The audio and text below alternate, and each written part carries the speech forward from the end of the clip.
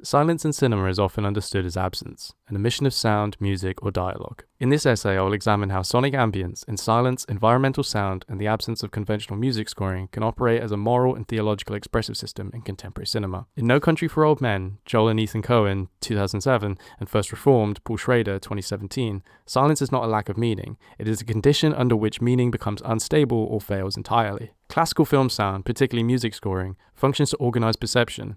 It directs emotional response, stabilizes narrative significance, and implicitly assures the viewer that the events belong within a coherent moral and spiritual framework. When that structure is removed, what disappears is not simply sound, but orientation itself. Michel Chion's concept of added value makes clear that sound does not accompany the image, but actively produces meaning with it. By added value, I mean the expressive and informative value with which a sound enriches a given image. And so to create the definite impression, that is, information or expression naturally comes from what is seen. Added value is what gives the impression that sound is unnecessary, when in reality it brings about meaning. The implication of this is critical. If sound is responsible for producing meaning, then its reduction cannot be understood as neutral. Instead, it produces instability, removing the mechanism through which meaning is ordinarily secured. Therefore, silence is not empty, it is structurally disruptive. James Wiblicki's concept of sonic style reinforces this understanding, suggesting that filmmakers developed distinct ways of organizing sound. Broadly speaking, all the filmmakers under construction have a way of doing something, that is, a way of making films that is distinctly their own. However, in both films, under discussion, this way of doing something is defined less by what is present than what is systematically withheld. Sonic style becomes, in effect, a style of refusal. It can be argued that such restraint simply enhances realism, highlighting how sound operates in everyday experience. Yet this interpretation is weak. Rather than fluctuating naturally, sound in both films maintains a deliberate and sustained flatness even in moments of heightened tension. And this doesn't indicate realism, but the removal of cinematic mediation itself. In No Country for Old Men, not only does sonic restraint simply create tension, but it removes the possibility of a stable moral orientation. Carter Burwell's account makes clear that this absence is not stylistic minimalism, but the result of a deliberate compositional process. As he explains, the film is not especially naturalistic or artless, quite the opposite. Our decision to do without a traditional score was entirely empirical. Whenever we tried a recognizable music sound against the film, the tension went out the film. This statement is critical because it reverses a foundational assumption of the film's sound. Music is typically understood as a mechanism for intensifying emotional engagement. Here, however, it's identified as something that diminishes tension. Burwell further extends this point. Whenever I played a traditional musical instrument against No Country for Old Men, the presence of music made the film less real. It relaxed the tension and diminished the experience. What emerged from this is the rejection of music's interpretive function. Music does not fail to support the image, but rather actively interferes with it. As a result, Burwell describes a shift away from conventional musical structures. The importance of melody and harmony have been reduced with the increased emphasis on timbral and spatial character. By removing melody and harmony, elements traditionally responsible for emotional and narrative guidance, sound is reduced to texture and presence, no longer capable of directing interpretation. Instead, what remains are barely perceivable tonal elements. These tones would fade under sound effects like wind or automobile tones. The audience's ears were unaware of what was going on. Sound continues to operate, but below the threshold of conscious perception. The viewer is affected, but not guided. Again, destabilizing meaning rather than clarifying it. This becomes particularly evident in the gas station scene, where Anton Chigurh's interaction with the shopkeeper unfolds without any conventional scoring. Instead, the scene is structured through minimal ambient sounds and barely perceivable tonal presence. As Philip Brophy observes, the film constructs a cinesonic space, in which silence fills the frame with repressive quietude, and Burwell's self-silencing operates as a profound tactic that refuses musical manuscript and embraces psychoacoustic power. What's striking here is not merely the absence of music, but the refusal of hierarchy. The coin toss is framed narratively as a moment of existential significance, yet the sound does not confirm this. The viewer is left without orientation. This is not ambiguity in the sense of complexity, it's ambiguity produced through withholding. A similar effect emerges in the scene where Llewellyn Moss returns to the desert crime scene at night. The sonic environment of wind, footsteps, distant echoes remains consistent, regardless of the narrative stakes.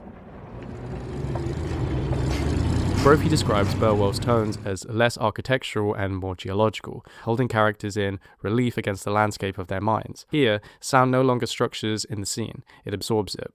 Through Chion's framework, this represents a withdrawal of added value, in which sound ceases to differentiate between tension, action, and consequence.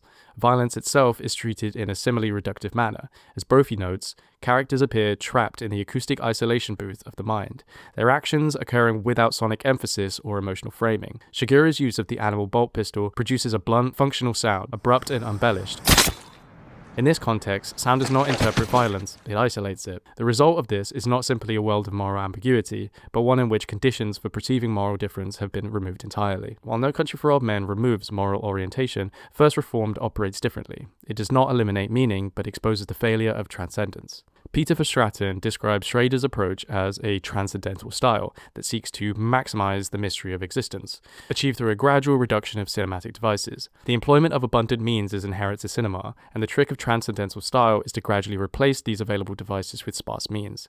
This reduction is not merely visual, it is fundamentally sonic. This becomes particularly evident in the early scenes of Reverend Toller writing in his journal. These scenes are dominated by persistent room tone with no musical scoring to structure introspection or provide emotional access.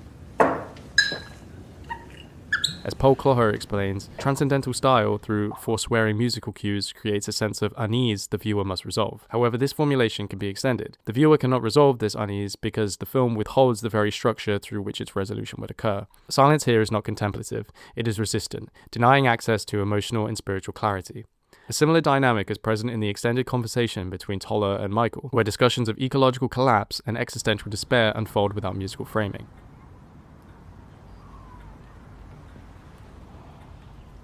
The absence of sound prevents the scene from forming a clear emotional, argumentative structure, meaning that it's not directly challenged, being simply unsupported and left suspended without any reinforcement. This reaches its most apparent form in the film's final sequence. As Verstraeten notes, transcendental style becomes so utterly bare and sparse that any such dramatic outcome seems out of place, allowing spiritual momentum to resonate beyond the film's ending. Yet this resonance is not without resolution. It is the persistence of absence. Through Chion's framework, sound no longer stabilizes the image, it exposes its incompleteness.